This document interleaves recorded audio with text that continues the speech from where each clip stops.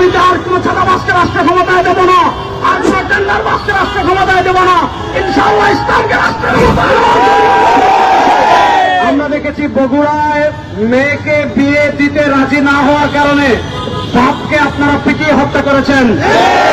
আমরা দেখেছি ভোলায় স্ত্রীকে বেঁধে স্বামীর সামনে ধর্ষণ করেছেন।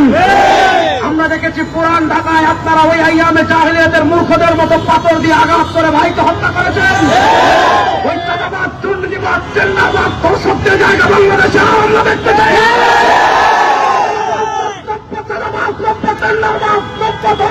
কাউকে বাংলাদেশের রাষ্ট্র ক্ষমতা দেখতে চাই না। বাংলাদেশের দেশপ্রেমিক মানুষের সামনে সময় এসেছে ঐক্যবদ্ধভাবে হাসিনা যে পথে পালিয়েছে, নব্য যারা বাস্তের রায় বাস্তুইদেরকে পিটিয়ে সেই দেশে পালাতে একজন চাঁদাবাজকে তাড়াই, তার চেয়ে বড় চাঁদাবাজ সামনে চলে আসে। একজন খুনিকে তাড়াই, তার থেকে আরো বড় খুনি সামনে চলে আসে। এজন্য আপনারা যুবকদেরকে আমি বলবো, আপনারা প্রস্তুতি নেন। আগামীতে আর কোন ছাত্রাবাসকে রাষ্ট্র ক্ষমতায় দেব না, আর কোন টেন্ডার বাসকে রাষ্ট্র ক্ষমতায় দেব না। ইনশাআল্লাহ ইসলামকে রাষ্ট্র ক্ষমতায় দেব।